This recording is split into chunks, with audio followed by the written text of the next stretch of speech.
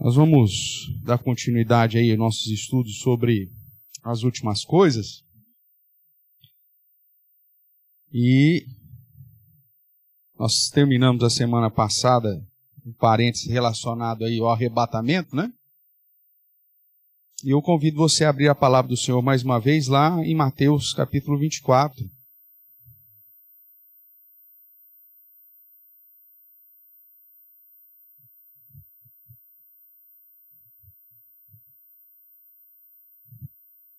Que é quando o Senhor Jesus, no sermão escatológico, né, um sermão profético, trata das questões da sua vinda e dos últimos dias, em especial do último dia.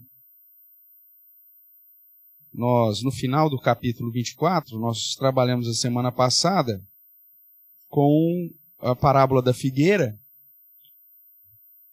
e ainda no final do capítulo 24, você tem aí a parábola do bom servo e do mau servo. Vamos fazer essa leitura, portanto. Convido os irmãos a acompanhar a leitura, então, Mateus 24, a partir do verso 45. Diz assim: Quem é, pois, o servo fiel e prudente, a quem o Senhor confiou os seus conservos, para dar-lhes o sustento a seu tempo? Bem-aventurado aquele servo a quem seu Senhor, quando vier, achar fazendo assim. Em verdade vos digo que lhe confiará todos os seus bens. Mas, se aquele servo, sendo mau, disser consigo mesmo, meu senhor demora-se, e passar a espancar os seus companheiros e a comer e a beber com ébrios, virá o senhor daquele servo em dia em que não o espera, e em hora que não sabe, e castigá-lo-á, lançando-lhe a sorte com os hipócritas. Ali haverá choro e ranger de dentes. Irmãos, quando nós olhamos aqui para o sermão profético, escatológico de Jesus, na parte final, ele vai apresentar algumas parábolas que estão relacionadas ainda a essa realidade desse tempo, do tempo do fim.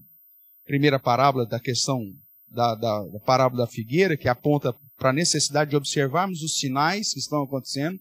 Nós não podemos estar alheios àquilo que acontece no mundo de um modo especial, porque o próprio Senhor Jesus já havia advertido que haveria sinais no céu, terra, dentro da igreja, fora da igreja, em todos os contextos. E é isso que nós temos observado, né? Dia a dia, sinais cada vez mais claros. Para a gente que conhece um pouco das Escrituras, a gente olha para tais sinais e fala assim, tá bom, Senhor, já tá bom de sinal, já tem sinal demais.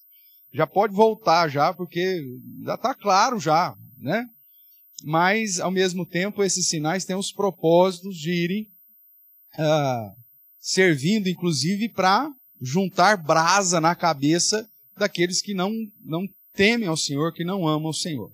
Mas para nós, que conhecemos um pouco das Escrituras, essas parábolas, então, que apontam para esses sinais, devem nos conduzir a uma vida de atenção, né? Não só para o conhecimento, o crescimento no conhecimento da Bíblia, no conhecimento das doutrinas, mas também por tudo aquilo que está envolto aos nossos dias.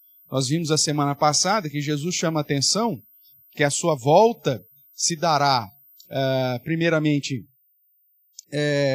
como foi nos dias de Noé, né? E Lucas vai depois nos apresentar como foi nos dias de Ló.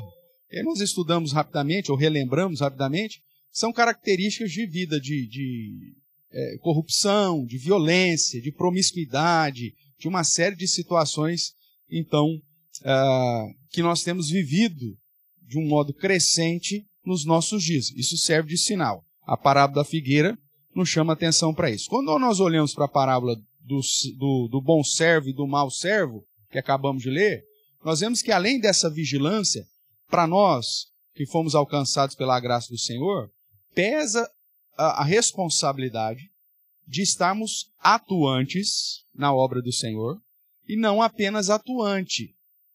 Temos que estar atuante e fazendo da forma correta, da forma certa, fazendo bem feito, né? É muito comum nós vemos na nossa geração, que é uma geração puramente terrena, né, focada nas coisas desse mundo, que às vezes nós fazemos algo para o Senhor e já consideramos isso, então, puxa vida, não sei o que seria de Deus sem mim, né? Porque eu já faço muita coisa, né? Se eu cumpro com a responsabilidade, por exemplo, com a igreja local, de frequentá-la nas atividades conveniadas, se eu venho, né, fielmente nos estudos de quarta, nas programações de final de semana, escola dominical, puxa vida, que crentaço que eu sou. Você não é nada, ô miserável. Você ainda continua um servo inútil, se você faz só o básico. Né? Eu comentava o presbítero Márcio há pouco, é muito comum na igreja você ver aquela situação. Tem uma programação no sábado, aí domingo, o que acontece com o domingo? Esvaziado. Porque o miserável, ele acha que ele já cumpriu com o combinado do final de semana. Eu teve um programa da terceira idade, né, para não falar de ninguém aqui. Então, da terceira idade, reuniu no sábado à tarde para tomar um chá e fazer uma oração. Pronto, então esse domingo não preciso ir na igreja mais. Já fui na escola dominical, então culto hoje, tal. Preciso também e tal. Irmãos, a vigilância, parábola da figueira, e a operosidade fiel da parábola do servo bom andam de mãos dadas. Nós cansamos muito facilmente em relação à obra do Senhor. Em relação à nossa, muito provavelmente não. Nós conseguimos, quando é para satisfazer o nosso eu, qualquer paixão diverte. Né? A gente consegue acordar de madrugada, ou ficar até de madrugada. No outro dia ainda sai para pegar uma praia, ou para ir pescar no rancho, para andar de jet ski, para, sei lá, eu pular da ponte. Para satisfazer os desejos que a gente quer, nada é problema. Agora, para assumir um compromisso com as coisas do Senhor, isso... Mesmo porque na nossa cabeça, nós estamos aí tanto tempo, Jesus está demorando tanto para voltar, né? É o pensamento do servo mau. Meu Senhor está demorando, quer saber? Vou curtir, vou fazer o que eu tenho que fazer, tal. Só que a advertência o Senhor vai chegar, sem hora marcada, sem dia, e aí, meu amigo, não tem como você reverter a situação. Ou Jesus, ao voltar, te pega fiel, operoso, ou não tem. Mas eu ia começar segunda-feira, Jesus. Não tem essa. Porque a ordem já foi dada há muito tempo. Então, quando se fala de fim dos tempos, além da vigilância, nós precisamos da operosidade, do serviço mesmo, que é o que vai tratar dessa parábola. Quando nós olhamos para as seguintes, no capítulo 25, você tem a parábola das 10 virgens e a parábola dos talentos, antes do grande julgamento, que reforçam ainda essa ideia da operosidade, da fidelidade. Não adianta você fazer. As virgens nessas, elas tinham lá a lâmpada, mas elas tinham óleo? Não. Né? Que adianta? Você está lá, mas eu tenho a lâmpada, mas ela tem óleo? Não, não tem. Ela acende? Não. Ela cumpre com o papel que ela precisa desempenhar? Não. Então não adianta nada você ter. É uma ideia da fidelidade, irmãos, uma obediência, estar preparado em fidelidade e obediência. Não só servir, mas servir da maneira correta. Né? E alguns, geralmente é o pensamento do miserável, né? Miserável, você sabe, quando eu falo miserável, estou usando um termo bíblico que o próprio Senhor Jesus usou para nós, né? Quando nós não agimos corretamente, que é passível da misericórdia, né? Então, o miserável, ele olha para a parábola das 10 virgens e ele fala assim, puxa, mas elas não dividiram. Por que elas não dividiram o azeite? Para todo mundo entrar. Olha que egoísta da parte dela. Não é questão de egoísmo, irmãos. É questão de zelo. É uma questão de fidelidade. Não tem como você chegar no céu e falar assim, olha, eu fui fiel, Senhor, mas divide a minha fidelidade para mim e para esse miserável aqui que não fez nada. Tem como você fazer isso? Não tem. É que a parábola, ela usa de um elemento tangível, mas para tratar de uma situação intangível. Não tem como dividir a sua fidelidade. A salvação é individual, é pessoal. Não tem como você chegar e falar assim, não, mas eu tinha uma vida de oração, já servia para mim e para minha esposa. Não serve. A sua vida é sua vida, a vida da sua esposa, a vida da sua esposa, e vice-versa.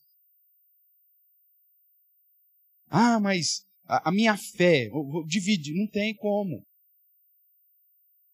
Então a parábola, ela trata dessa perspectiva da vigilância, da operosidade, da fidelidade e da obediência. Lá na parábola dos talentos, você vai ver, inclusive, essa a obediência proativa, fazendo até mais. E aquele que realizou de modo proativo, fazendo aquilo que lhe cabe de uma maneira bem feita, é recompensado, segundo a parábola. Ou seja, se você entender as 4 parábolas no final do sermão profético, você vai entender as 4 posturas exigidas de todo crente verdadeiro até Jesus voltar. Porque elas estão tratando justamente disso. De quando será o fim e de como será a questão da volta do Senhor Jesus. Relembrado isso, nós temos estudado aí sobre a questão escatológica, e aí nós paramos, deixa eu pegar aqui. Isso, até aqui. Semana passada nós entramos nessa questão do arrebatamento, né? E aí nós falamos a respeito de alguns eventos, o programa desse grande evento chamado Dia Glorioso do Senhor. E aí nós finalizamos semana retrasada, tratando de que na ressurreição, ou na transformação, os nossos corpos serão ressuscitados ou transformados à semelhança do próprio corpo de Cristo. Lembram disso? E aí então, somando todas essas revelações nos textos bíblicos, nós chegamos aí a um certo padrão do que esperar para o último dia.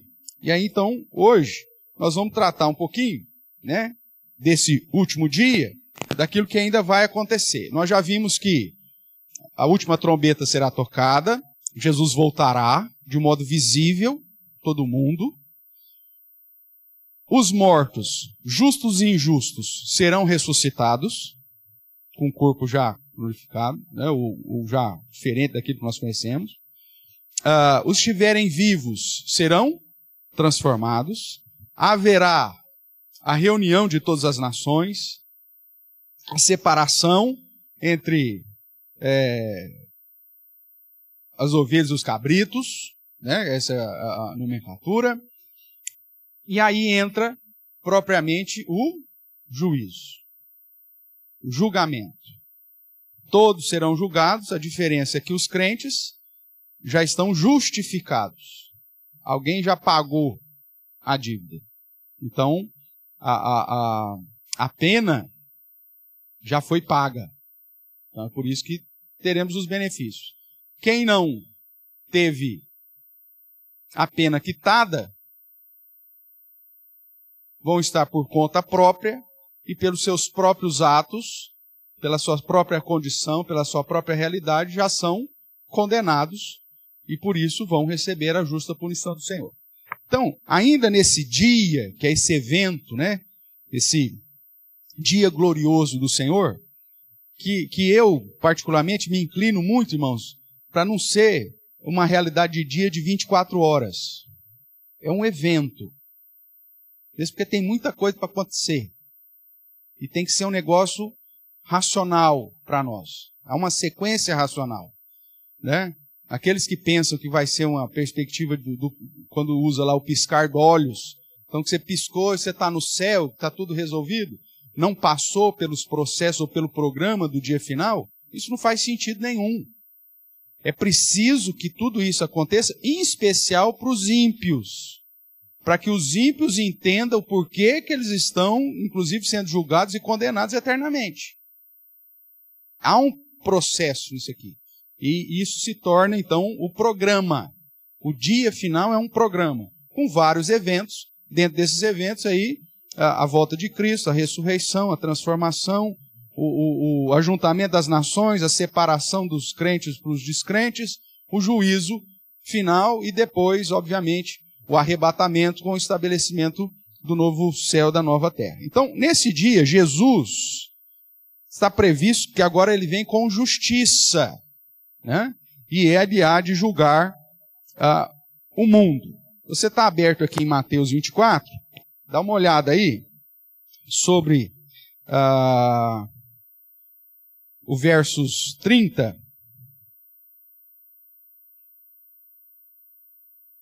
Mateus 24, 30, que fala da vinda do Senhor, diz assim: então aparecerá no céu o sinal do Filho do Homem, e todos os povos da terra se lamentarão, e verão o Filho do Homem vindo sobre as nuvens com poder e muita glória. Irmãos, de quem que ele está falando aqui? Quem que vai se lamentar ao ver Cristo? Os ímpios. Lembra que nós estamos trabalhando em Apocalipse? Um dos sinônimos lá para ímpios é os povos, aqueles que povoam a terra, ou os povos da terra. Aqui é o mesmo termo que ele usa. Porque nós não somos povos da terra, os crentes. Nós somos o quê? Peregrinos aqui, não é assim que a Bíblia nos chama? Nós não somos daqui. Deus nos chamou. A nossa pátria, Paulo vai dizer, está onde? Nos céus. Por isso que não tem essa história de que Jesus vai vir reinar em Israel, físico, lá na Palestina. Já foi, irmãos. O povo de Deus agora é um só. Jesus não tem duas noivas, o povo de Israel e a igreja. É uma coisa só. Ele já estabeleceu, segundo Tiago, lá em Atos, o trono caído de Davi. Jesus já reina hoje. E o seu reino não é um reino visível, mas o próprio Cristo diz que o seu reino está dentro de nós. Então, nós não somos chamados de povos da terra. Quem é chamado de povos da terra são os descrentes, os ímpios, né? Esses lamentarão a volta de Cristo. Você vai fazer o quê? Você vai se exultar. Jesus, a própria palavra do Senhor já diz: começou a ver essas coisas, erguei os vossos olhos ao céu e exultai, porque a redenção se aproxima. Então, para nós é motivo de alegria. Agora, para os povos da terra, lamento. Porque Jesus, ele vem com poder e glória. A primeira vinda de Cristo, ele já disse isso, né? Durante o ministério terreno, ele não veio para julgar, mas veio para salvar. A primeira vinda, ele vem como o Salvador, como o Messias. Ele não vem julgar. Mas a segunda volta, agora como rei, como soberano do universo, com todo o poder, com toda a autoridade que ele tem sobre a terra e sobre os céus, depois de ter colocado em prática tudo aquilo que o livro selado já previa, quando ele abre os selos, ele volta com poder e glória. Ou seja, ele volta com justiça. Ele vem para julgar. Ele vem como juiz. A segunda vinda vem para julgamento. Não vem mais para salvar. A salvação já foi realizada. Está consumado. Não é isso que diz lá? Já foi paga. Então a volta de Cristo agora não tem essa. Ai, Senhor, não tem uma segunda chance? Meu amigo, você está tendo a vida inteira de segunda chance. A sua existência toda é uma segunda. Para você entender e mudar, e se prostrar, e se arrepender, e reconhecer que você precisa de Deus. Então, na hora que Jesus aparecer em poder e glória, não dá mais tempo, meu amigo. Já foi, começou. Agora é só aplicar. O servo mau não vai ter tempo para falar: ai, deixa eu ir lá agora ser bonzinho. Não vai dar tempo para você ser bonzinho. Ser um servo bom, um servo fiel, um servo obediente. um servo operante, atuante, envolvido, que gaste os seus dias para glorificar o Senhor. Não vai dar tempo. O dia que o Senhor voltar, não tem como sair para comprar o azeite. Você pode até ter dinheiro, mas não vai dar tempo de comprar o azeite. Usando aqui as figuras da analogia. Não vai. Não adianta você chegar para o Senhor e falar assim, Senhor, aguenta um pouquinho, eu vou pagar no Pix. Não tem como. Já foi. Ou você faz agora, ou pode ser tarde. Depois não tem mais o que fazer. Mesmo porque nós não estamos falando só da volta de Jesus. Tem a musiquinha infantil, né? Se o teu coração parar de bater, daqui 2 semanas. Não, se parar de bater, agora. Para onde você vai? A vida para Cristo tem que ser vivida agora. Toda a sua operosidade, a sua obediência, o seu zelo, a sua fidelidade, tudo aquilo que você deve demonstrar ao Senhor que te salvou, que morreu por sua vida, tem que ser feita agora. Não é depois. Ok? Então Jesus virá para julgar. Ele não vem para salvar, porque ele já fez isso na primeira vida. Vamos ver aqui o texto de Atos 17, verso 31. Pegar essa sequência aqui, depois a gente volta para Mateus.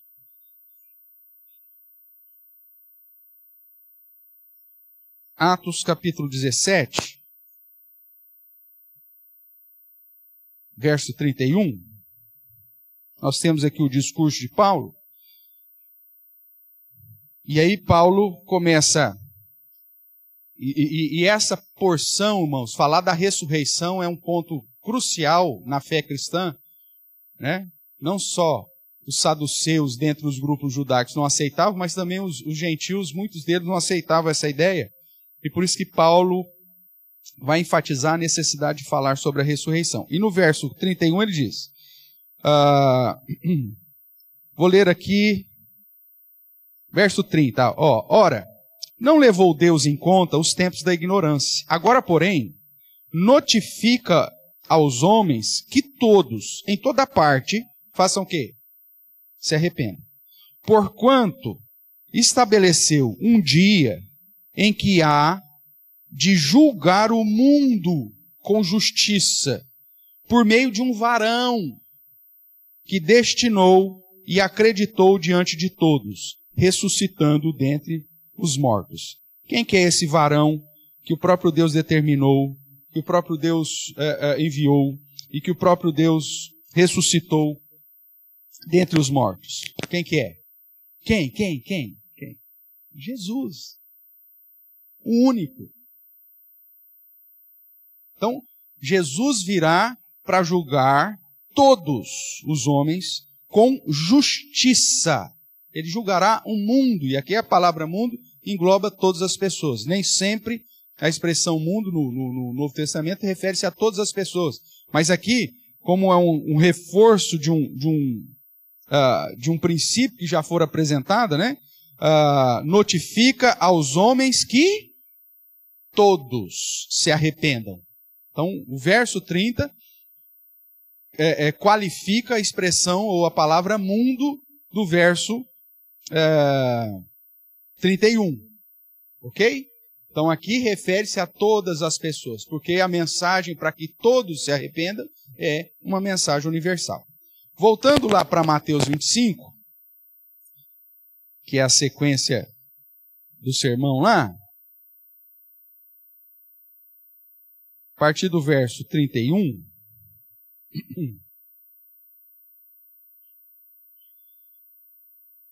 depois do final aí das 4 parábolas que ele traz, o verso 31 fala do julgamento, o grande julgamento. Ele vai dizer assim, do 31 ao 34. Quando vier o Filho do Homem, que é um título específico para Cristo, na sua majestade, que ele já é rei, e todos os anjos com ele, então se assentará no trono da sua glória. E quem?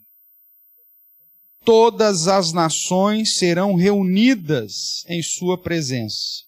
E ele separará uns dos outros, como o pastor separa o cabrito das ovelhas. E porá as ovelhas à sua direita, os cabritos à sua esquerda. Então dirá o rei aos que estiverem à sua direita: Vinde, benditos de meu Pai, entrai na posse do reino, que vos está preparado desde a fundação do mundo. E veja, irmãos, que aqui é interessante, me permita aqui aproveitar o texto. Se você pegar a sequência aí, do verso 35 em diante, e aí depois o contrário, porque quando ele vai falar aos cabritos, e ele vai dar os motivos, você vai ver que as expressões que foram usadas aqui, a partir do verso 35, são obras.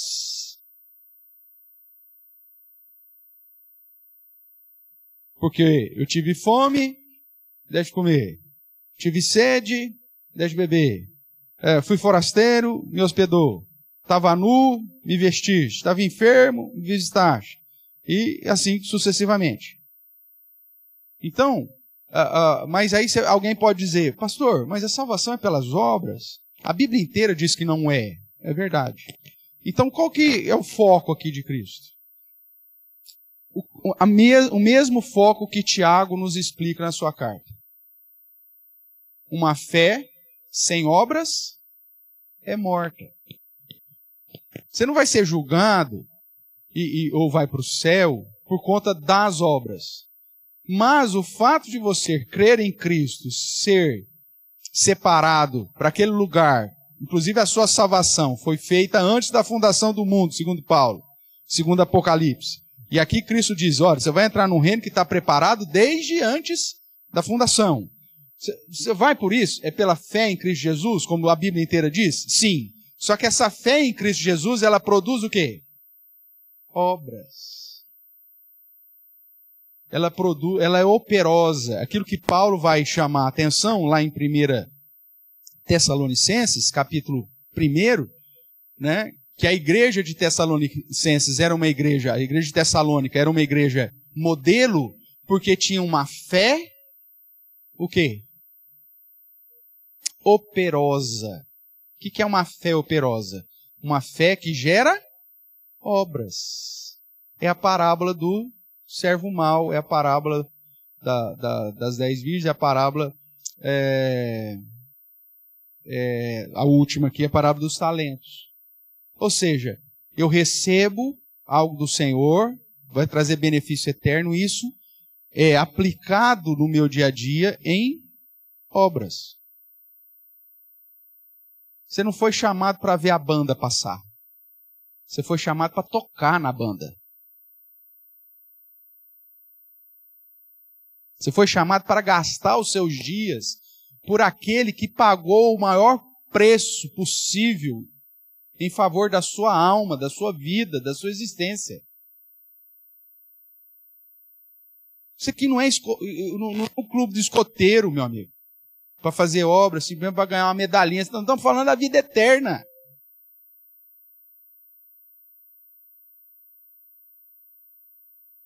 Isso aqui não é um clube dos bons, simplesmente para a gente aplaudir uns aos outros e dar glória uns para os outros pelas coisas boas que porventura alguém faça. Não, não. É uma reunião de um corpo. E não é um corpo de qualquer Zé Ruela, é um corpo de Cristo. Enquanto eu não conseguir perceber o tamanho da obra que Cristo realizou por mim, quem de fato eu era, enquanto você não conseguir enxergar a depravação que éramos, né, que estávamos, sujeitos a toda e qualquer condenação, e entender que fomos trazidos da lama, fomos trazidos do vômito, das trevas, para a maravilhosa luz, irmãos, nós vamos continuar esse cristianismo VIP, de camarote, assistindo os verdadeiros crentes fazerem alguma coisa. Preocupados com o nosso umbigo, preocupados com as coisas terrenas, como Paulo vai falar lá em Filipenses, dos quais só se preocupam com as coisas terrenas, com a sua própria soberba, com a sua própria vanglória. estão preocupados só com as coisas deste mundo. E que Paulo chama eles ali de inimigos da cruz de Cristo. É isso. É lógico, irmãos, nós não vamos ter uma igreja 100% de eleitos. Isso é verdade. A Bíblia assim o diz. Nós não vamos ter uma igreja com pessoas que realmente se arrependeram dos seus pecados e entenderam aquilo que Cristo fez. A Bíblia assim o diz. Vai ter gente aqui simplesmente por estar aqui. Só que você não pode ser influenciado por esses que estão aqui simplesmente por estar aqui. Até o dia final, o que conta é a sua vida. Não dá para dividir o óleo.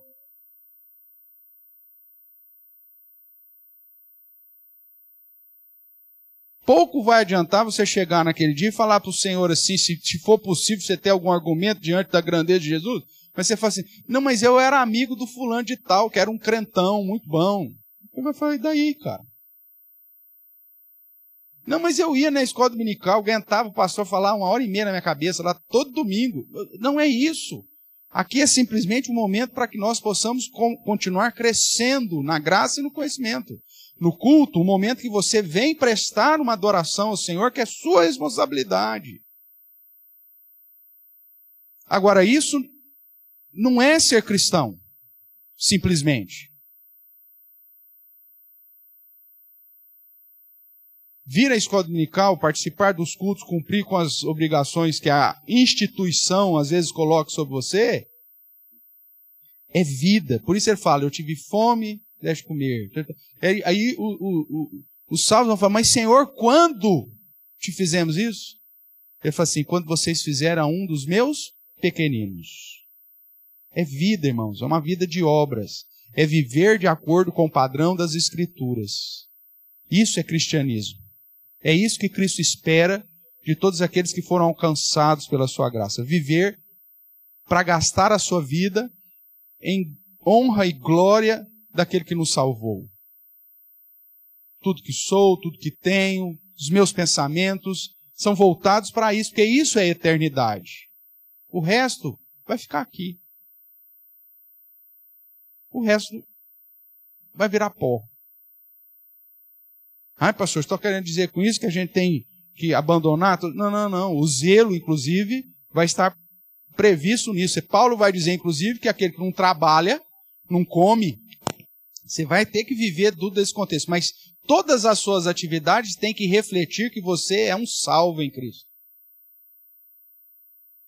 Sua vida familiar, na sua vida laboral, a sua vida mercantil, a sua vida financeira, seja qualquer área for. Os seus negócios, como você lida com isso, você tem que mostrar e emplacar. Ah, mas se a gente for fazer isso, nós estamos perdidos. Então você está perdido mesmo. Porque ou nós fazemos o que Deus espera de nós,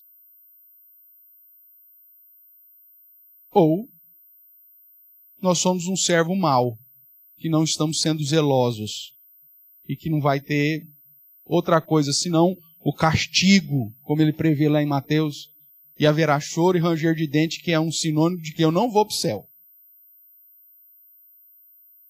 Eu preciso viver o cristianismo, irmãos, até a volta de Cristo. Enquanto eu estiver vivo, eu preciso vivenciar.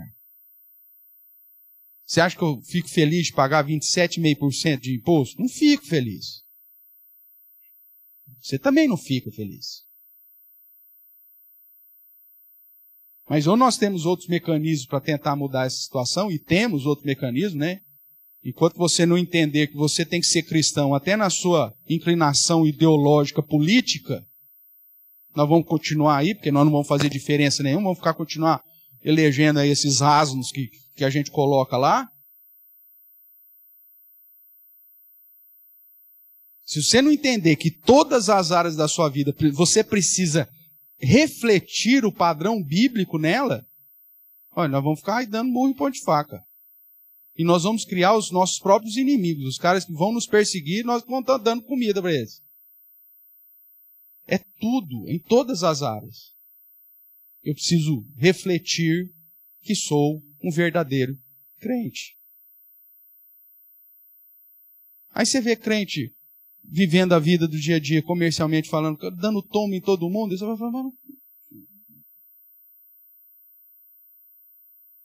se o padrão é de boas obras, se eu faço o trem errado, eu estou de boas obras? Não. O cara rouba não sei quanto, aí ele vai dar uma cesta básica por mês. Fala, eu estou dando comida para quem tem fome. Oh, mas a sua atitude lá no comércio, o seu lá, na sua negação de imposto, ou seja lá o que você aprontou lá, tirou comida da boca de um punhado de gente. Então não adianta você dar uma cesta básica no final do mês. Isso é hipocrisia. Não tem outro nome para isso. Safadeza. Ou você vive um cristianismo completo, ou você é um hipócrita, não tem outro nome.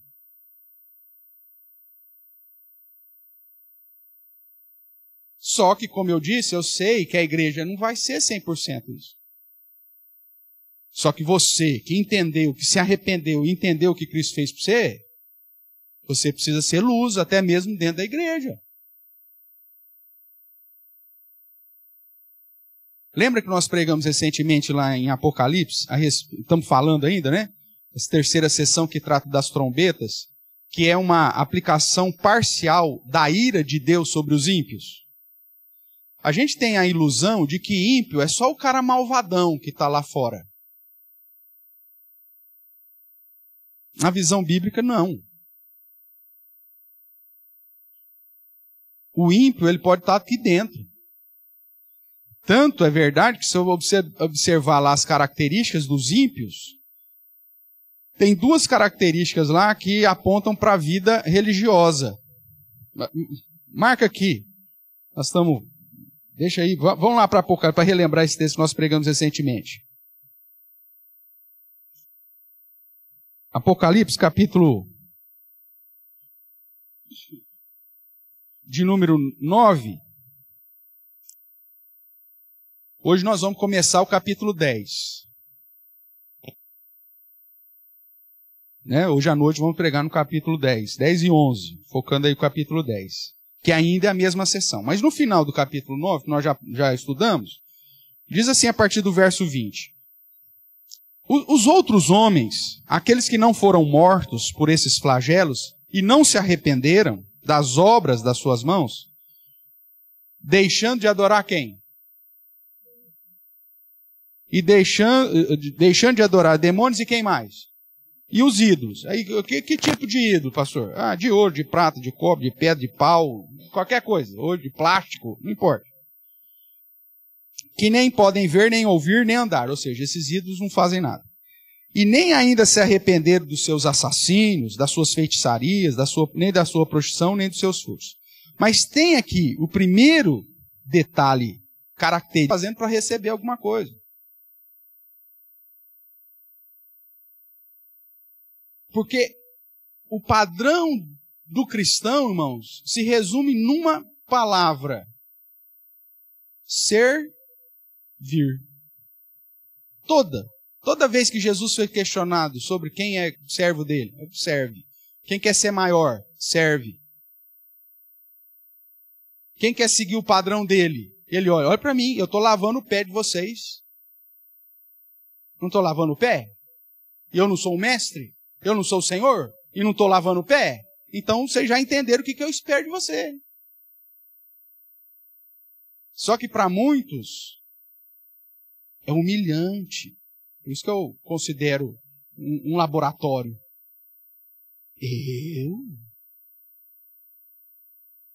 Isso é impiedade. Porque se você está se considerando melhor que o outro, faz de você um ímpio. Simples. E quando o Senhor voltar, no dia que você não sabe, na hora que você não sabe, meu amigo, não é que você vai ser salvo ou deixar de ser salvo pelas obras, mas o parâmetro que o próprio Cristo estabelece em Mateus 25, para ver se você de fato era um verdadeiro crente, foi aquilo que você fez e deixou de fazer.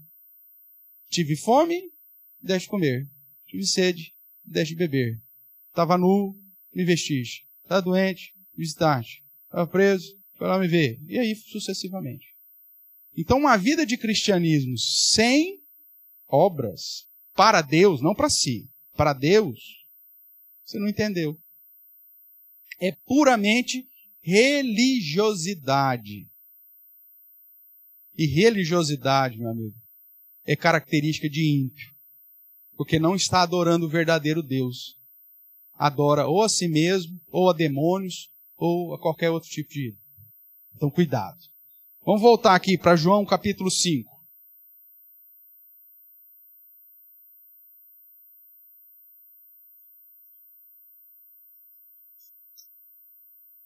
João 5, 2 versos aí, separados. O primeiro, quando Jesus está explicando sua missão, estamos focando que ele vai voltar para julgar, né? Então ele diz assim,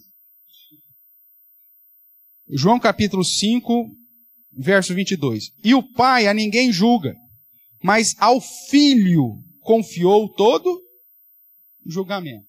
Então quando Jesus voltar, ele vem nessa função de juiz, para julgar. Verso 27. E lhe deu autoridade para julgar, porque é justamente quem? O Filho do Homem. Esse título aqui que aponta para a divindade de Cristo. Ele é o próprio Deus. Então, ele vem julgar. Só que dentro dessa divisão econômica e da redenção, né, redentiva, o Pai não é o juiz. Quem vai ser o juiz vai ser a segunda pessoa da Trindade, é o Cristo. Jesus encarnado agora, glorificado, ressuscitado. Ok? Então, ele pesa sobre Jesus a ideia de vir julgar. E isso vai acontecer dentro do evento chamado Último Dia, que tem uma série de programações. Antes desse julgamento, como nós vimos em Mateus, inclusive você tem a reunião das nações e a divisão dos cabritos e das ovelhas. Você acha que isso aqui é assim? Não, meu amigo. Tem todo um tempo envolvido nisso aqui. Se a gente fosse seguir um padrão das festas judaicas, né, festa da trombeta, da expiação e tabernáculo, é o mês inteiro. As 3 festas que apontam para as aplicações do fim. Mesmo a questão da vitória de Cristo na cruz, ou a vitória sobre o pecado, não se deu necessariamente só com o evento da cruz. Mas foi uma série de eventos. Demorou praticamente um mês, desde a entrada triunfal de Cristo em Jerusalém.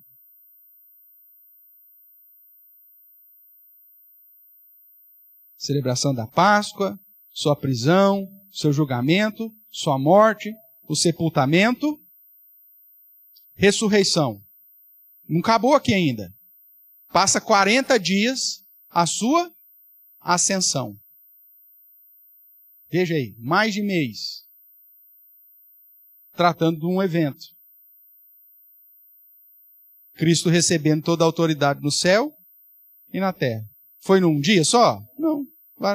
É um evento, várias programações. E aí ele sobe com toda a autoridade, assume lá o trono, pega o livro selado e aí começa o reino. Mas são várias programações dentro de um evento. O fim muito provavelmente vai ser assim, irmãos. Tem várias programações a serem cumpridas. Tá? E o julgamento é uma dessas programações. Ainda é o fim? Não, porque não termina no julgamento. Ainda tem mais coisa depois. Vamos caminhar aqui. Então, não somente serão julgados os anjos, tem o julgamento dos anjos ainda nessa história, mas igualmente todas as pessoas que viveram sobre a terra, a fim de darem conta do PPA que a gente brinca, né? Que é o pensamentos, palavras e ações. Então, pensamentos, palavras e feitos. Vão ser julgados. É assim que a palavra de Deus diz. Olha aí, vários textos aí que nos apontam para isso. Vamos lá para Judas, que não é o Iscariotes, né? Obviamente, eu vi um videozinho nessa semana, um cara chegando assim, como se fosse um viajante do futuro. Aí ele chega lá e tá os discípulos lá. Aí ele chega assim, eu vim do futuro. Vocês conhecem Jesus? Aí os caras falam, claro, nós andamos com ele. Ele falou, então avisa para eles. Avisa para Jesus. Judas é o traidor. Vocês viram esse vídeo? Aí um dos apóstolos falou, mas qual dos dois? Os Iscariotes ou... Tem dois? Aí o cara fala assim, o que adiantou? Não foi na escola dominical, ó. Então, saiba que são vários Judas, esse aqui é o terceiro, tá bom?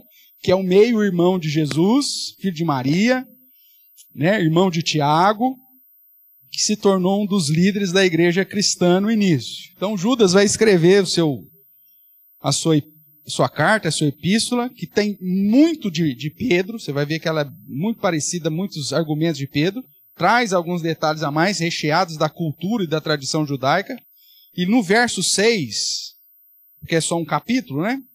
Então, Judas, verso 6, ele vai dizer assim, e a anjos, os quais não guardaram o seu estado original, ou seja, os anjos caídos, mas abandonaram o seu próprio domicílio, ele tem guardado sob trevas, em algemas eternas, para quando? Para o juízo do grande dia. Então, ele aqui vai citar, inclusive,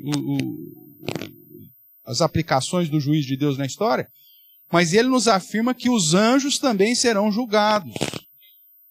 Os anjos apóstatas, os anjos que caíram, que abandonaram o seu estado original, também nesse grande dia do juízo aqui, o juízo do grande dia, como eu disse, também vão ser julgados. Por isso que quando você pega lá em Apocalipse, nos capítulos finais, você vai ver que no dia do juízo final e do estabelecimento do estado final, quem vai ser lançado no lago de fogo e enxofre não é somente os descrentes, aqueles que não foram, os nomes não foram achados no livro da vida, ou que não eram crentes em Cristo.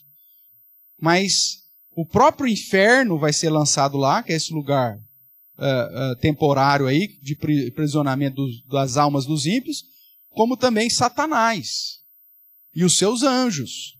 A ideia é quando coloca o diabo junto no pacote aqui, está indo com ele toda a gangue, toda a turma. Então o juízo final não é somente para os homens, mas também para os próprios anjos. Ok? Voltando aí para a 2 de Pedro, capítulo 2.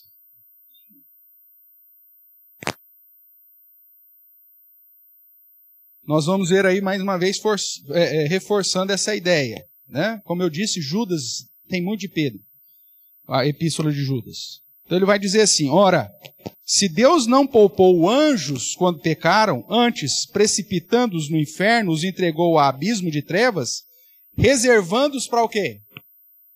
Reservando-os para juízo. E não poupou o mundo antigo. Tal. Ele vai usar os mesmos argumentos que Judas usa. Então, a palavra de Deus diz que o juízo final não vai ser juízo apenas para os homens, mas também para os anjos que abandonaram o seu estado original, os apóstolos. Tudo bem até aqui? Então você acha que isso vai ser tudo num piscar de olhos? Não, irmão, é uma programação extensa para um dia, para um evento chamado dia final, ou dia do juízo. 2 Coríntios.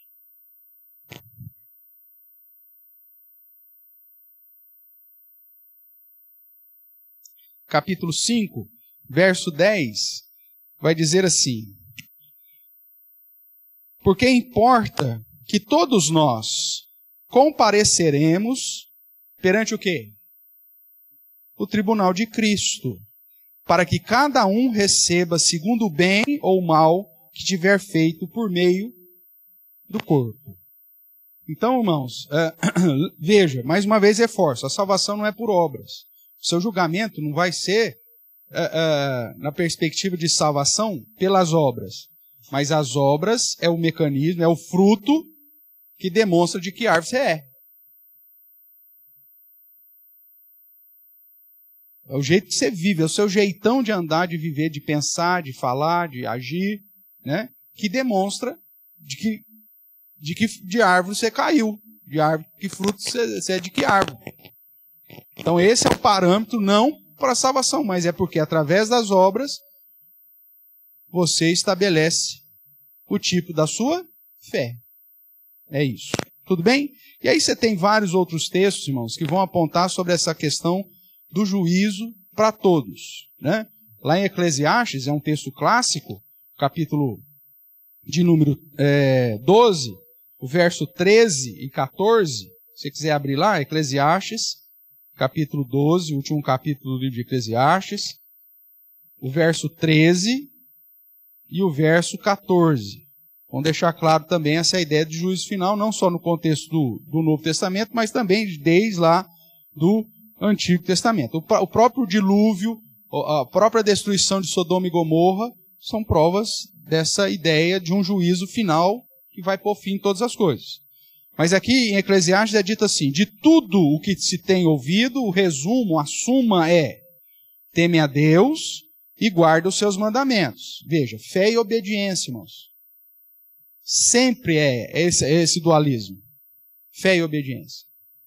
Você vai para o Salmo 128. Bem-aventurado aqueles que temem ao Senhor. Para aqui? Não. Bem-aventurados que temem o Senhor e faz o quê? E anda nos seus caminhos. Então, temer e andar, temer e guardar, ter fé, é sempre isso. Quem me ama tem os meus mandamentos e os guarda. Não é isso? Os pratica. Aquele que tem conhecimento de Deus e não pratica, sabendo que tem que fazer o bem e não faz, Tiago vai dizer, está pecando. É sempre isso. Não é falar, eu tenho uma fé em Deus, nossa, conheço muita gente que faz isso. Nossa, eu oro, viu, pastor? Tenho uma fé em Deus, inabalável. Aí você fala assim, mas e como você está vivendo?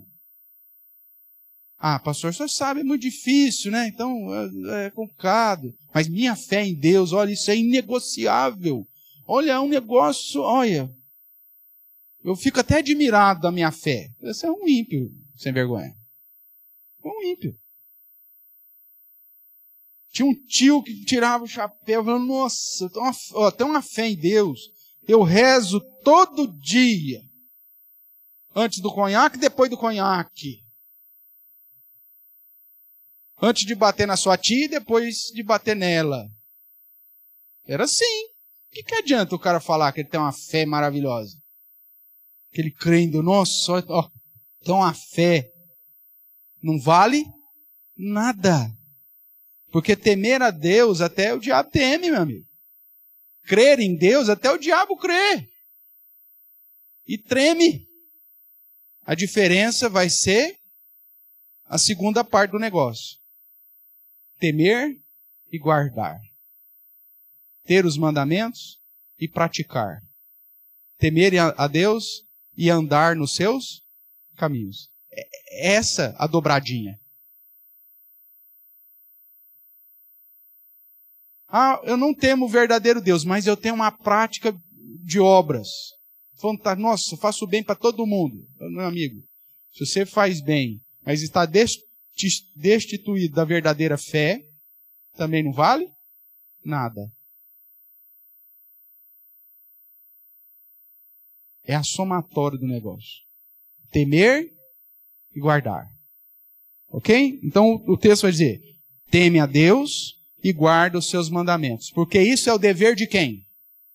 Só dos crentes. Não, de todos os homens. Então o contexto final aqui do verso 13 aponta de quem que ele está falando. Todo homem. E aí o 14 vai falar do juízo, onde ele diz, porque Deus há de trazer a juízo todas as obras, até as que estão escondidas, quer sejam boas, quer sejam más. Veja, mais uma vez, o padrão é as obras. As obras é que vão servir de parâmetro para o seu temor a Deus, para a sua fé. Como diz Tiago, uma fé sem obras é morte.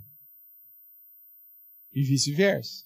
Você faz obras sem a verdadeira fé, é simplesmente você ser uma pessoa que coloca confiança nos seus atos. Só que a Bíblia diz que a salvação é pela graça, não por obras, para que ninguém se glorie. Então, uma obra destituída da fé verdadeira em Cristo é só serviço, é só trabalho. É só para ganhar a medalha lá no escoteiro. Só para ganhar a chave da cidade, pegar o título de cidadão araraquarense, é só para isso. Se está destituído da verdadeira fé, tem valor. E é o máximo que você vai ganhar na vida, viu? O reconhecimento de outros homens ímpios ou religiosos como você. Só isso que você vai ter. Agora, a verdadeira fé gera obras. E essas obras não é motivada pela salvação, mas pela fé em Cristo Jesus, que já nos deu gratuitamente a salvação. Faz sentido aqui, irmãos? Ótimo. Então nós vimos que dentro desse evento do último dia, o juízo vai acontecer, e aí você tem outros tantos textos que referenda essa verdade aí em relação ao juízo. Caminhando um pouquinho mais, então nós vemos que assim a glória de Deus se manifestará de duas formas, né? Primeiro, em misericórdia, na eterna salvação dos eleitos, e em justiça, na condenação dos injustos. Deus é sempre glorificado, tanto na salvação quanto na condenação. Numa, manifestando amor, graça, misericórdia, bondade. Na outra, a sua ira, a sua justiça, o seu zelo, a sua santidade. Porque um Deus santo, ele não pode quebrar o galho do pecador. E é por isso que você não é salvo por obras. É por isso que teve que alguém pagar um preço. Deus não te perdoou por perdoar. Ele recebeu o preço das suas iniquidades, dos seus pecados. Jesus pagou. E ele, sendo justo como é, tendo recebido o pagamento, tão somente por isso é que ele, em justiça, te justifica, te salva em Cristo Jesus. Então, por isso que a minha vida em Cristo é tão essencial. Porque eu não vou chegar lá de peito aberto achando que eu fui... eu fui pastor. Pouco importa. Se você é pastor, mas não é crente... E tem pastor. Gente nessa condição? Tem, conheço pastores, não crentes. São profissionais do púlpito. Eles não têm vida com Deus. Só tem um meio de ganho de vida. Só para a subsistência do miserável da família. Ele não tem coragem. Se eu parar de ser pastor, o que eu vou ser na vida? O cara não deixou nada para ser pastor. E aí agora, se ele deixar, ele não tem nada para fazer também. Então ele fica aí vivendo. Mas vocês vão ter surpresa. Nossa, o reverendo fulano de tal não veio. Não veio. Nunca foi. Nossa, mas era um homem tão bom. Olha daí. Ninguém é salvo por ser bom. É salvo por estar em Cristo Jesus.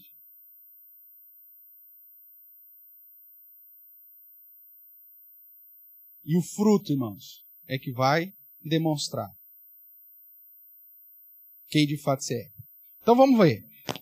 A manifestação da misericórdia de Deus na eleição dos eleitos. Vamos pegar aqui os dois textos clássicos, né? Sobre essa misericórdia de Deus, o fato de ele querer ter misericórdia de quem ele quer. Então, Romanos, capítulo 9.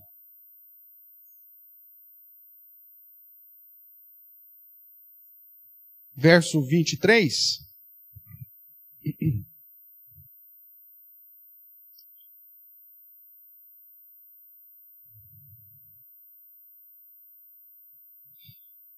Vou ler o 14 em diante. Ele vai dizer assim: que diremos, pois, para aqueles que acham que a salvação pela graça está errado, né? Que diremos, pois? A injustiça da parte de Deus? O próprio Bíblia responde: de modo nenhum. Pois ele diz a Moisés: terei misericórdia de quem me aprouver ter misericórdia, compadecer-me-ei de quem me aprouver ter compaixão. Assim, pois, não depende de quem quer ou de quem corre, mas de Deus usar a sua misericórdia, porque está escrito, ou porque a Escritura diz a Faraó, por isso mesmo te levantei, para mostrar em ti o meu poder, e para que o meu nome seja anunciado por toda a terra. Logo, tem ele misericórdia de quem quer, e também endurece a quem lhe apraz. E aí o verso 23, que vai dizer assim, o 22, que diremos, pois, se Deus, querendo mostrar a sua ira e dar a conhecer o seu poder, suportou com muita longanimidade os ímpios, os vasos de ira, preparados para a perdição, a fim de que também desse a conhecer as riquezas da sua glória em vasos de misericórdia, que para a glória preparou de antemão, os quais somos nós, a quem também chamou, não só dentre os judeus, mas também dentre os gentios. Então veja, nós que não éramos povo, fomos feitos povo de Deus por misericórdia, por graça, porque Deus quis, não porque nós somos bonzinhos. Então, mesmo que a salvação, que nós já estudamos lá atrás, fundamentando na perspectiva da vontade soberana de Deus, no juízo final, ele só vai estabelecer aquilo que, durante todo o seu plano da eternidade, ele assim determinou. Então, no juízo, quando nós passarmos pelo julgamento em Cristo, e for dito para nós, meu amigo, se fosse por vocês estavam perdidos mesmo. Mas, como foi pago, vocês foram alcançados pela graça do Senhor, Ele, na sua soberania, nos separou antes da fundação do mundo, abriu a porta da fé salvadora para você, do arrependimento para a vida, te proporcionando viver para Ele, então, vinde, você está justificado, mas não pelo aquilo que você fez, porque aquilo que você fez ainda é insuficiente. Nunca será suficiente. Nunca. Você pode viver uma vida num padrão que você fala assim, nossa, isso aqui é um padrão, é inatingível o padrão de Deus, irmãos. Essa é a grande questão. Não tem como. Se não for a obra de Cristo, nós estamos perdidos. E quando Deus passarmos pelo juízo e formos justificados de modo final, no juízo final, isso vai glorificar quem? A nós. Eu fui justificado e você não. É isso? Não, vai glorificar a Deus, porque toda a obra da salvação é fruto dele. Se tivesse um item que seja, um mínimo item que seja, responsabilidade nossa, da nossa salvação, aí a glória seria nossa. Ou no mínimo dividida, né? Mas para que a glória seja única e exclusiva de Deus, todo o processo tem que ter sido realizado por Ele. Por isso que no juízo final, quando passarmos por lá e fomos absolvidos, a glória não será nossa, mas será dele. É o chamado monergismo, né? A ação única, mono de Deus, do começo ao fim da salvação. É lógico que depois do momento que Ele nos dá vida em Cristo Jesus, nós fomos chamados para as boas obras, inclusive que Ele preparou de antemão para que andássemos nela. Mas nós só realizamos as boas obras que nós realizamos porque o próprio Deus opera em nós tanto o querer quanto o realizar. Porque se nós não estivermos debaixo dessa ação de Deus, sabe o que você vai fazer no domingo de manhã? O que eu faria domingo de manhã? Não vou pôr você, vou pôr eu. No mínimo, ficava dormindo em casa. No mínimo. Para não falar, fazer outra coisa, outra besteira qualquer. Agora, pesa sobre mim, ao mesmo tempo, a responsabilidade de buscar ao Senhor. Não posso chegar em casa e falar, Senhor, se o Senhor quiser, o Senhor me leva amanhã. O Senhor me puxa, me arrasta. Não. Tem a minha responsabilidade pessoal nessa história. Mas, irmão, se Deus não agir no meu coração é tão pecaminoso, né? Uma Clarissa brinca, tão peludinho, né? Que a minha vontade não vai ser servir ao Senhor. Minha vontade não vai ser vir na igreja para ouvir uma palavra de exortação como essa que nós estamos ouvindo, e falar, minha semana já é muito cansada, eu vou lá, o pastor ainda vai ficar falando na minha cabeça, falando que eu sou miserável, pecador, que aquilo que eu faço ainda é inútil. Vou assistir um coach vou ver uma palestra do Marçal, que aí eu saio mais motivado. Talvez, não sei. Né? Se não for Deus atuando na minha vida, irmãos, a palavra dele vai ser um peso muito grande para mim. Só que a palavra do Senhor diz que os mandamentos do Senhor não são penosos para aqueles que foram alcançados pela sua graça. A gente, na verdade, tem prazer em aprender e crescer, em servir ao Senhor. E essa é um fruto natural na vida daqueles que foram alcançados pela misericórdia de Deus. Então Deus é Ele, só Ele vai ser glorificado naquele dia. Nós não vamos ter glória nenhuma. E é por isso que todo joelho se dobrará. Toda língua, até a nossa. Porque a glória é só dele. Só que também os ímpios vão glorificá-lo na condenação. Né? Você pegar ainda Romanos, aproveitar que estamos em Romanos aqui, voltar lá para o capítulo 2, versos 5 e 6.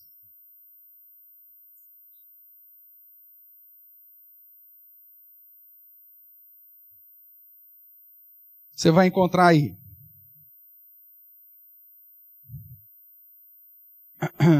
Aqui está falando até dos religiosos judeus, né? Mas que também eram condenados. O verso, vou ler aqui do 1 ao 6, irmãos, para que faça mais sentido para você. Portanto, és indesculpável, ó homem, quando julgas quem quer que sejas, porque no que julgas a outro, a ti mesmo te condenas. Pois pratica as próprias coisas que condenas. Bem sabemos que o juízo de Deus é segundo a verdade contra os que praticam tais coisas. Tu, ó homem, que condenas os que praticam tais coisas e fazem as mesmas, pensas que te livrarás do juízo de Deus?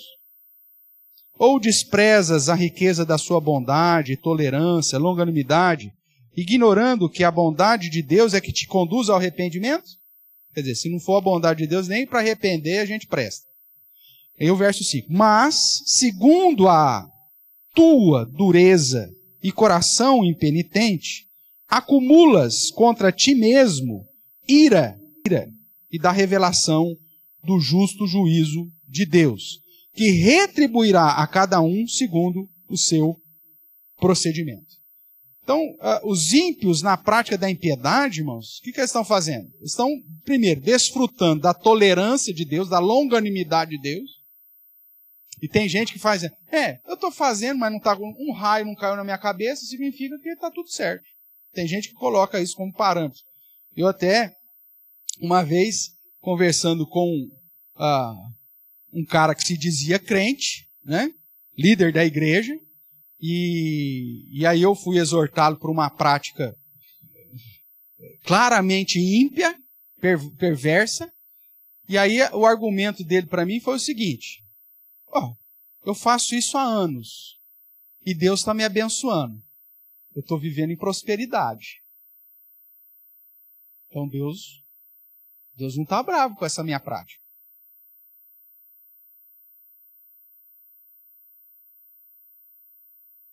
Esse é o seu argumento? A tolerância de Deus, a longanimidade de Deus é sinônimo, então, que Ele está te abençoando e que aquilo que você está fazendo não está errado? Você nunca leu o capítulo 2 de Romanos, pelo jeito, né? Porque o fato de Deus não mandar um raio na cabeça do ímpio, irmãos, e o ímpio viver na impiedade dele aí gostosamente, não significa que Deus está aprovando a postura dele. Muito pelo contrário. Ele está poupando, está agregando mais ira ainda para o dia final. O verso vai dizer que ele está acumulando contra ele mesmo mais ira para o dia da ira. Então, quando o ímpio está indo tudo bem e as coisas... Rapaz, eu estou fazendo tudo errado, estou dando toma em todo mundo e estou sendo próspero, rapaz. Olha só, uma vida maravilhosa, estou viajando esse mundo gostosamente, aproveitando minha riqueza. Significa que Deus está me abençoando, porque se Deus, se não fosse debaixo da aprovação de Deus, um raio teria caído na minha cabeça. Aí o cara falou, não, meu amigo, não é justamente o contrário. Deus vai permitir que você acumule para o dia da ira, mais ira sobre a sua própria cabeça, para que naquele dia não fique nenhuma dúvida, inclusive sobre você mesmo, que não existe outra coisa para você, uma consequência para você, senão a justa condenação eterna. Então não use este argumento. Esse aí já passou, né? Já foi, esse cara aí que eu estou falando para você, já foi. Acho que o raio caiu, uma hora o raio cai também, né? Então já morreu. Mas ele chegava, o argumento dele é o seguinte, mesmo crente, mesmo se dizendo crente, oficial da igreja, ele dizia, não, eu estou fazendo errado, mas Deus está abençoando, Deus não está condenando, não está dando tudo certo para a minha vida, eu estou próspero, estou vivendo uma vida boa, gostosa, né? Então significa que Deus está se agradando e não me condenando. Mal sabia ele que Deus, na sua tolerância e longanimidade, estava permitindo ele simplesmente acumular sobre si mesmo mais e mais ira. E pode ser que Deus chegue num momento que Deus cansa, né? Também, né? Chegou até o topo, né? É aí que Deus fala, não vou nem esperar o dia final, vai, já some agora mesmo, pronto. E tem umas histórias nesse sentido assim, e esse muito provavelmente foi um desses aí que eu tive a experiência de ver dentro da igreja, vivendo em impiedade e ainda declarando que a impiedade que ele estava fazendo era fruto da graça de Deus, porque se Deus não estava pesando a mão sobre a cabeça dele, é porque Deus estava concordando com aquilo que ele estava fazendo. Cuidado, não cai nesse perigo, porque a tolerância de Deus, a longanimidade de Deus em relação ao ímpio é permitir que ele acumule sobre a sua própria cabeça mais e mais ira para o dia da ira. Ok? E 2 Tessalonicenses,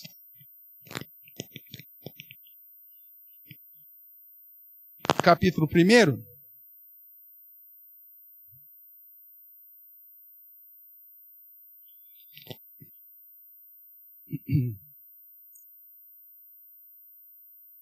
Aqui falando da perseguição sobre os crentes e tudo mais, ele vai dizer assim, a vós outros que sois atribulados, alívio juntamente conosco, quando do céu se manifestar o Senhor Jesus com os anjos do seu poder, em chama de fogo, tomando vingança contra os que não conhecem a Deus e contra os que... O que está escrito aí? Não obedecem ao evangelho de nosso Senhor Jesus. Estes sofrerão penalidade de eterna destruição, banidos da face do Senhor e da glória do seu poder, quando Jesus vier aí glorificado. Então, a aplicação do juízo final sobre os injustos, sobre os ímpios, os perversos, que não conhecem a Deus e não obedecem o evangelho, irmãos, é para a glória do Senhor. Tanto que o verso seguinte aí, né? Serão banidos da face do Senhor e da glória do seu poder, quando vier para ser glorificado nos seus santos e ser admirado em todos os que creem naquele dia, porquanto foi crido entre vós o nosso testemunho. Então Deus será glorificado tanto na salvação dos eleitos, quanto na condenação dos injustos, que ele tem suportado com grande longanimidade, com grande paciência, né? Sabendo que a impiedade que esses fazem serve para aumentar o peso da ira e da condenação sobre a própria cabeça deles. Indo para o final da nossa aula de hoje, então nós vemos que os justos, depois desse juízo, por conta da obra de Cristo, irão para a vida eterna e receberão aquela plenitude de alegria e refrigério procedentes da presença do Senhor. O Apocalipse vai dizer que Deus habitará conosco, nós estaremos no meio dele, não haverá mais choro, não haverá mais dor, não haverá mais morte, não haverá mais sofrimento algum. Essa é a expectativa do novo céu. Agora, e os ímpios, segundo as Escrituras, serão lançados ou reservados para esses eternos tormentos e punição eterna procedentes de uma presença punidora do Senhor. E aí você tem vários textos que apontam para isso. nós sabemos que os da seita dos adventistas, eles acreditam no aniquilamento. O aniquilamento seria uma bênção, irmãos. Se o ímpio morrer e acabou, é uma bênção pro cara, né? Não tem mais nada pro cara viver, vai ser uma maravilha. Mas Deus deixa claro desde sempre que para a sua glória ser completa, ele precisa ser glorificado tanto nos atributos da graça, quanto nos atributos da justiça. E é por isso que a palavra de Deus nos deixa claro que haverá sim um sofrimento, uma condenação eterna. A grande questão que muitas vezes na teologia popular se comenta é que esse novo céu e a nova terra serão o reino de Deus, e esse lugar de tormento eterno será o reino do diabo. A Bíblia diz que o diabo será, inclusive, lançado nesse lago de fogo e enxofre, junto com seus demônios, e todos aqueles que não obedecem ao Senhor. E a presença de Deus estará nesse lugar. A diferença é que a presença de punição, de ira, de justiça, de zelo, de santidade estarão ali. Mantendo aquela condenação por toda a eternidade, para que esses atributos de Deus sejam glorificados. Enquanto que no novo céu, Deus também estará presente, por isso ele é onipresente, né? A presença de Deus estará presente, mas com bondade, com graça, com amor, com misericórdia, com todos os atributos da graça, os atributos da bondade de Deus. Mas Deus estará presente em todos os lugares como Ele está agora. Ele é onipresente. Alguém poderia perguntar, pastor, Deus está presente no inferno? Tá. Existe algum lugar que Deus não esteja presente, irmãos? Não. Inclusive hoje, nesse lugar intermediário, onde as almas dos ímpios estão sendo reservadas para esse dia, Deus está presente lá? Claro que está. Só que com a presença de ira, de justiça. Enquanto que a alma dos crentes, que já morreram, estão diante do trono do Senhor, já desfrutando do quê? Da presença de Deus, mas em manifestação de amor, de bondade, de graça, de misericórdia. Então, não existe essa história de reino do céu e reino do diabo. Deus é rei sobre tudo e sobre todos, inclusive sobre os ímpios. E a sua condenação será manifestada através desses atributos, glorificando a Deus, inclusive na manutenção desse local de condenação eterna. Para toda a eternidade, para todo sempre. Deus será glorificado tanto sobre os ímpios, quanto sobre os eleitos. Tudo bem? Meio diferente daquilo que a gente costuma ouvir popularmente na crença popular, né? Mas o diabo não tem reino, irmãos. O diabo já está derrotado, ele não tem glória, o diabo, nenhuma. Nem no inferno ele tem glória. A visão que o catolicismo nos passa, né? É que o inferno é um lugar onde o diabo reina, e o diabo está lá, né? Com seu tridente, cutucando, né? A alma daqueles que ali foram. Não, o diabo está sendo reservado em juízo e vai ser condenado, né? E vai receber o castigo eterno por toda a eternidade por conta de ter abandonado o seu estado original. Esse é o motivo.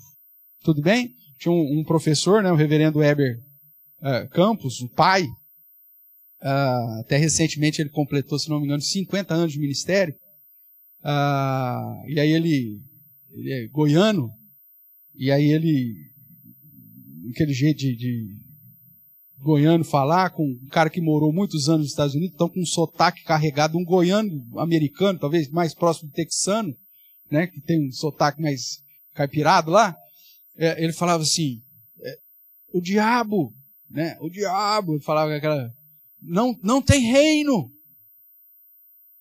Deus vai chuchar ele no inferno junto com os outros, Deus ia pesar a mão sobre o próprio diabo, né, e que ele não teria também descanso. Essa seria a expressão teológica que ele usava, chuchar, né? A ideia de calcar, de você apertar e pressionar.